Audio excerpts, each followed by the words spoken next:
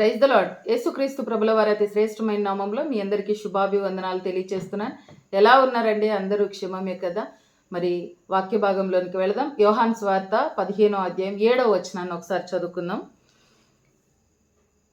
నా యందు మీరును మీ యందు నా మాటలు నిలిచి ఉండిన యెడల మీకేది ఇష్టమో అడుగుడి, అది మీకు అనుగ్రహింపబడును.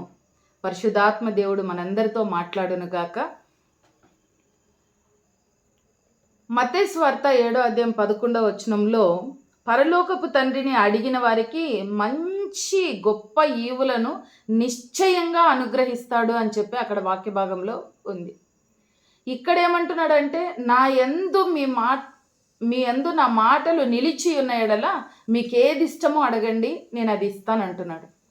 మరి ఈ ఆగస్టు మాసంలో ఈ వాగ్దానాన్ని ప్రతిరోజు ఉదయ సాయంత్రాలు మనము విడుదల చేసుకోవాలి. వీటి కొరకు మనం ఆశపడుతూ ప్రార్థన చేయాలి. హల్లెలూయా, హల్లెలూయా. మరి మత్తయి సువార్త 7వ అధ్యాయంలో ఏమంటాడు అంటే, నువ్వు అడుగు నేను ఇస్తానంటాడు, నువ్వు వెదుకు నేను దొరుకుతానంటాడు, నువ్వు తట్టు నీకు తెరవబడుతుంది అంటాడు. అడుగు ప్రతివానికి అనుగ్రహించబడుతుంది, వెదికేవానికి దొరుకుతుంది, తట్టేవానికి తెరవబడుతుంది అని వాక్యము సెలవిస్తూ ఉంది. నిజంగా దేవుడు ఇస్తాను అని వాగ్దానం చేస్తున్నాడు. వాగ్దానం చేసిన వాడు నమ్మదగినవాడు. ఆయన మాట తప్పుటకు నరుడు కాడు. ఆయన వాగ్దానము చేస్తేనంటే నష్టము కలిగిన మాట తప్పడంట. హల్లెలూయా. మొదటి యోహాను పత్రిక 5వ అధ్యాయము 14-15 వచనాల్లో మరి ప్రభువుని మనం అడిగి ప్రభు దగ్గర నుంచి మంచి ఈవులు పొందుకోవాలి అని అంటే మనం అడిగేవి దేవుని చిత్తానుసారమై ఉండాలంట. హల్లెలూయా. ఒకటి, దేవుని చిత్తానుసారమై ఉండాలి. రెండవది, మనము అడిగినవి పొంది ఉన్నామని విశ్వాసముతో నమ్మాలి. హల్లెలూయా. నువ్వు అడిగే ఉన్నతమైనవి నిన్ను బట్టి కాదు. గొప్ప ఉద్యోగమైన, ఆశీర్వాదకరమైన పిల్లలైనా, మరి గొప్ప ఇల్లైనా, వాట్ ఎవర్ ఇట్ ఈస్, నువ్వు అడిగేవి నిన్ను చూసుకొని నువ్వు అడగొద్దు.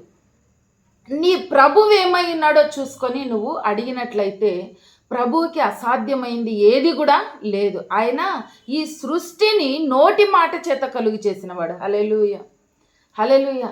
ఈరోజు కొంతమంది మరి అడుగుతున్నారు కానీ ప్రభు దగ్గర నుంచి పొందుకోకపోవటానికి గల కారణం ఏంటంటే, యాకోబు పత్రిక 4వ అధ్యాయము 2-3 వచనాల్లో ఏమని సెలవిస్తుందంటే, వాళ్ళ ఆశీర్వాదం కోసం అంట మరి ఆశపడుతున్నారంట, దాని కొరకు హత్యలు చేస్తున్నారంట, పోరాడుతున్నారంట, యుద్ధాలు చేస్తున్నారంట, అయినా కూడా వాళ్ళు ఆశపడింది పొందుకోలేకపోతున్నారంట. ఇంత కష్టపడి ఇన్ని చేస్తూ వాళ్ళ ఆశీర్వాదాన్ని ఎందుకు పొందుకోలేకపోతున్నారు అని అంటే, వాళ్ళు దేవుణ్ణి అడగనందున వారు పొందకపోయిరి అని చెప్పానని అక్కడ వాక్యంలో ఉంటుంది. హల్లెలూయా. నిజంగా నీ దేవుడేంటో ఈ నెలలో నువ్వు తెలుసుకొని ప్రతిరోజు నీకు అవసరమైన ప్రతి ఒక్కదాన్ని నువ్వు అడిగినట్లయితే ప్రభు ఖచ్చితంగా వాటిని అనుగ్రహించడానికి సమర్థుడు.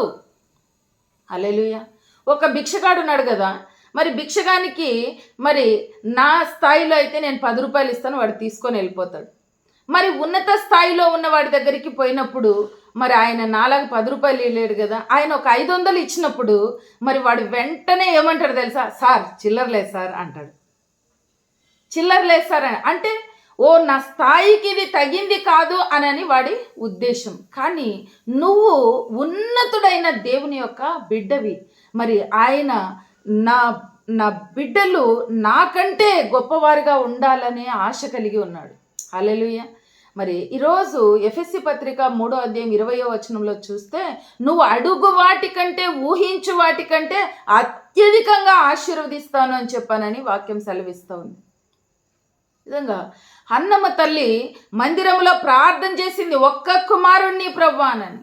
మరి ప్రభువు గొప్ప సమూయేలును అనుగ్రహించాడు.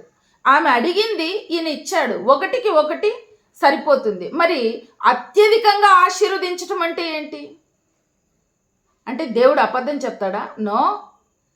హన్నమ్మ తల్లి గొప్ప సమూయేలుని కన్న తర్వాత 3 మగపిల్లలని 2 ఆడపిల్లల్ని కనింది. హల్లెలూయా. నా దేవుడు ఒక్క కుమారుణ్ణి అడిగితే మరి 6 మంది పిల్లల్ని దేవుడు దయచేశాడు. హల్లెలూయా. అది దేవుని యొక్క ఆశీర్వాదం. నిజంగా సొలొమోన్ రాజు దగ్గరికి షేబా దేశపు రాణి వచ్చింది కదా. రాణి వచ్చినప్పుడు మరి మీకు మొదటి రాజులు 10వ అధ్యాయం 13వ వచనంలో ఉంటుంది. రాణిగారి కంట సొలొమోను రాజు ఆయన ప్రభావము కొలది అనుగ్రహించాడంట. ఒక రాజే ఆయన దగ్గరకు వచ్చినప్పుడు మరి ఆయన స్థాయికి తగిన ఆశీర్వాదాన్ని ఇస్తే దేవుడు అత్యున్నతుడు, భూమిని ఆకాశాన్ని నోటి మాట చేత కలుగు చేసినవాడు, ఆయన సమస్తాన్ని కలుగు చేసినవాడు. ఆయన నువ్వు అడిగితే ఏదైనా ఇవ్వగలడు. అందుకే ఆయన అంటాడు, నువ్వు అడుగు వాటికంటే ఊహించు వాటికంటే అత్యధికంగా ఆశీర్వదిస్తానంటాడు. హల్లెలూయా.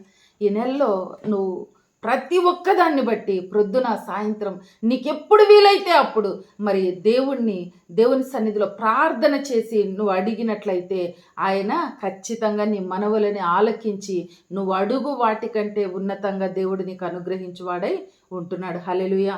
ప్రార్థన చేసుకుందాం. దయగలిగిన తండ్రి, ఈ మాటలు మా హృదయాల్లో ఫలింప చేయండి. గత 7 నెలలు ఏమి కావాలో అడిగి పొందలేకపోయామేమో అయ్యా, నీ సమయములో నా ప్రభా మేము ఈ ఆగస్టు మాసంలో మేము కావాలని అడిగిన ప్రతి ఒక్కటి యేసు నామములో నీ కృపలో పొందుకుందుముగాక ప్రభా. నీకు స్తోత్రాలు అయ్యా. ఈరోజు బర్త్డేలు, మ్యారేజ్ డేలు జరుపుకుంటున్న వారిని దీవించండి అయ్యా. దైవజనులని, వారి కుటుంబాలని, వారి సంఘాలని మీరు ఆశీర్వదించమని ప్రార్థన చేస్తాం. ఈ వాక్యం మా అందరిలో ఫలింపచేసి నాయనా ఈ వాగ్దానాన్ని ప్రతి ఒక్క గృహములో నెరవేర్చి దీవించమని యేసు నామంలో ప్రార్థించి పొందుకొని ఉంటున్నాము తండ్రి. ఆమేన్. నీ కృపలో పొందుకుందుముగాక ప్రభా. నీకు స్తోత్రాలు అయ్యా. ఈరోజు బర్త్డేలు, మ్యారేజ్ డేలు జరుపుకుంటున్న వారిని దీవించండి అయ్యా. దైవజనులని, వారి కుటుంబాలని, వారి సంఘాలని మీరు ఆశీర్వదించమని ప్రార్థన చేస్తాం. ఈ వాక్యం మా అందరిలో ఫలింపచేసి నాయనా ఈ వాగ్దానాన్ని ప్రతి ఒక్క గృహములో నెరవేర్చి దీవించమని యేసు నామంలో ప్రార్థించి పొందుకొని ఉంటున్నాము తండ్రి. ఆమేన్.